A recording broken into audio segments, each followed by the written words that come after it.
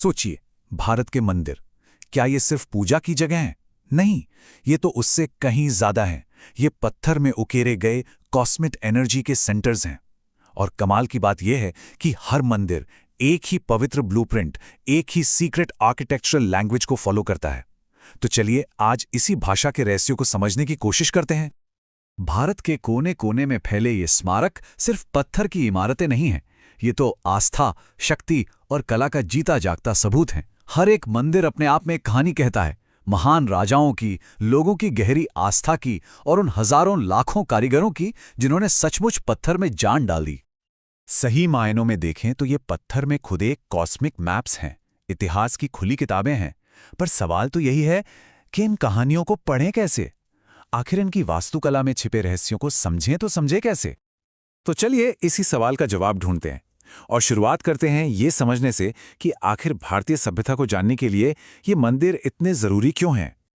देखिए, जब हम मंदिर की वास्तुकला को स्टडी करते हैं ना, तो हमें उस जमाने के धार्मिक विश्वासों और कल्चरल प्रैक्टिसेस की एक गहरी समझ मिलती है। पता चलता है कि कौन से राजवंश कितने शक्तिशाली थे, कला को कितना बढ़ावा देते थे, और हाँ, सबसे बड़ी बात, ये इंजीनियरिंग और कला के एवोल्यूशन की पूरी कहानी बताते हैं। मतलब ये सचमुच में पत्थर में उकेरी गई एक पूरी सभ्यता की आत्मा है। ठीक है, तो अब आते हैं इस आर्किटेक्चर के कोर पर। देखिए, भारत में मंदिरों में इतनी डाइवर्सिटी है ना? लेकिन इसके बावजूद सभी मंदिरों में कुछ बेसिक एलिमेंट्स, कुछ बिल्डिंग ब्लॉक्स एकदम कॉमन है। ये एक यूनिवर्सल लैंग्वेज की तरह है जिसे सदियों पहले पूरे सबकॉन्टिनेंट में समझा जाता था। और हाँ, ये आर्किटेक्चरल लैंग्वेज समय के साथ इवॉल्व भी हुई। जैसे गुप्त काल में मंदिर बिल्कुल सिंपल होते थे, फ्लैट रूफ वाले स्क्वायर श्राइन। फिर दूसरा स्टेज आया जब ऊंचे प्लेटफॉर्म और परिक्रमा के लिए एक रास्ता भी बनाया जाने लगा। फिर आया तीसरा स्टेज जब पहली बार घुमावदार टावर यानी शिखर बने। ऐसा लगता था मानो वो जमीन को आसमान से जोड़ रहे हों। और इसके बाद तो मंदिर रेक्टेंगुलर और सर्कुलर डिजाइन्स में भी बनने लगे। इस पूरे सेक्रेड ब्लूप्रिंट का दिल है गर्भगृह, जिसका मतलब होता है वूम्ब चैम्बर। ये मंदिर का सबसे अंदर का हिस्सा होता है, छोटा सा और अक्सर अंधेरा। यहीं पर मंदिर के मेन डीटी को स्थापित किया जाता है। यह अंधेरा इसलिए होता है ताकि ध्यान बाहर की दुनिया से हटकर सिर्फ भगवान पर लगे। इसे कॉस्मिक वूम्ब या यूनिवर्स का सेंटर माना जाता है। तो ये रहा गर्भगृह, मंदिर के एकदम सेंटर में। ये स्पिरिचुअल एनर्जी का मेन हब है और बिल्कुल यहीं से पूरे मंदिर का स्ट्रक्चर बाहर की तरफ फैलता है, बिल्कुल वैसे ही जैसे एक छोटे से बीज से एक पूरा पेड़ उगता है। अच्छा, गर्भगृह के ठीक सामने जो हिस्सा है उसे कहते हैं मंडप। ये खंभों वाला एक बड़ा सा हॉल होता है। यहाँ पर पूजा पाठ, भजन कीर्तन, यहाँ तक कि डांस परफॉर्मेंसेस भी होती थी। बेसिकली ये वो जगह है जहाँ सब लोग इकट्ठा होकर भगवान से जुड़ते थे। तो मंडप एक तरह से गर्भगृह तक ले जाने वाला एक रास्ता है। ये बाहरी दुनिया और पवित्र दुनिया के बीच एक पुल का काम करता है। और हाँ, जो बहुत बड़े और शानदार मंदिर होते हैं उनमें तो एक से ज्यादा मंडप भी देखने को मिलते हैं। अब बात करते हैं मंदिर के सबसे ऊंचे हिस्से की। गर्भगृह के ठीक ऊपर जो टावर होता है उसे शिखर या विमान कहते हैं। ये पवित्र पर्वत मेरू का सिंबल है जो धरती को स्वर्ग से जोड़ता है। और याद रखिए, इसी का शेप, इसी का डिजाइन है जो हमें बताता है कि मंदिर किस आर्किटेक्चरल स्टाइल का है।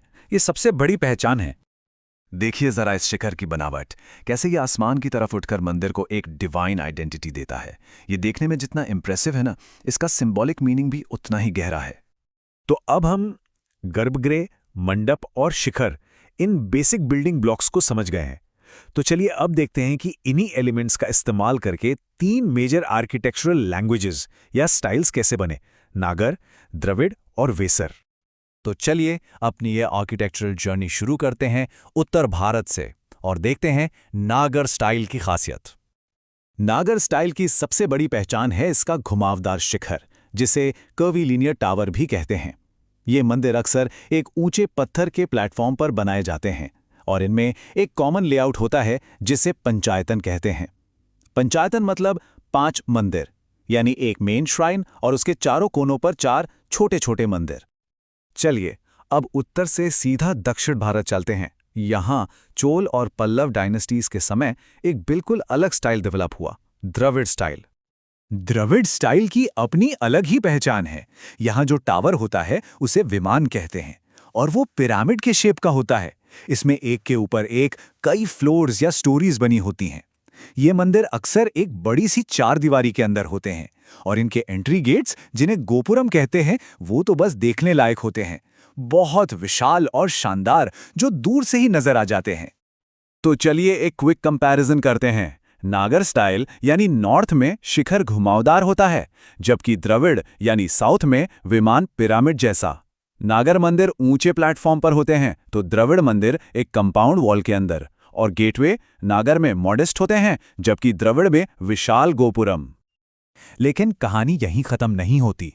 ऐसा नहीं है कि ये दोनों स्टाइल्स हमेशा एक दूसरे से बिल्कुल अलग ही रहें। जब ये मिले तो कमाल के हाइब्रिड फॉर्म्स और रीजनल वेरिएशंस देखने को मिले। इसका सबसे बढ़िया एग्जाम्पल है वेसरा स्टाइल, जो डेक्कन रीजन में मिलता है। ये एक फैसिनेटिंग हाइब्रिड है। इसमें नागर स्टाइल का घुमावदार टावर भी है और द्रविड़ स्टाइल का टियर्ड लेआउट भी। मतलब दोनों का बेस्ट ऑफ बोथ वर्ल्ड्स। ये कल्चरल एक्सचेंज का एक जबरदस्त नमूना है। और ये डाइवर्सिटी तो और भी आगे जाती है। जैसे कर्नाटक में होयसल मंदिर हैं जो सोप स्टोन से बने हैं और जिनका शेप स्टार जैसा है, बिल्कुल यूनिक। बंगाल में मंदिरों की छत बांस की झोपड़ियों की तरह घुमावदार होती हैं, जिन पर टेरेकोटा आर्ट होता है। कश्मीर में पत्थर और लकड़ी का एक ब्यूटीफुल ब्लेंड देखने को मिलता है। तो वहीं ओडिशा के मंदिर अपने खास ऊंचे और सीधे टावर्स के लिए जाने जाते हैं। वाकई में ये स्टाइल्स का एक कमाल का ताना बाना है। तो इस पूरी आर्किटेक्चरल जर्नी के बाद हम कहाँ पहुंचते हैं? इन हजारों साल पुरानी इमारतों की आज क्या लेगेसी है? देखिए, शुरुआत एक यूनिवर्सल सीक्रेट ब्लूप्रिंट से हुई थी और फिर कारीगरों और राजाओं की पीढ़ियों ने एक ऐसी ब्रेथ टेकिंगली डाइवर्स आर्किटेक्चरल लेगेसी बना दी जो आज भी हमें हैरान कर देती है। ये कहानी है कि कैसे कुछ सिंपल रूल्स एक कॉम्प्लेक्स और खूबसूरत आर्टिस्टिक लैंग्वेज में बदल गए। तो बस अगली बार जब किसी मंदिर को देखें तो ये जरूर याद रखें कि वो सिर्फ एक इमारत नहीं है, वो पत्थर में उकेरी गई एक पूरी सभ्यता की आत्मा है। उसका हर पत्थर, हर खंबा एक कहानी कहता है, एक ऐसी कहानी जो हमें हमारे अतीत से जोड़ती है और आने वाले कल के लिए भी इंस्पायर करती है।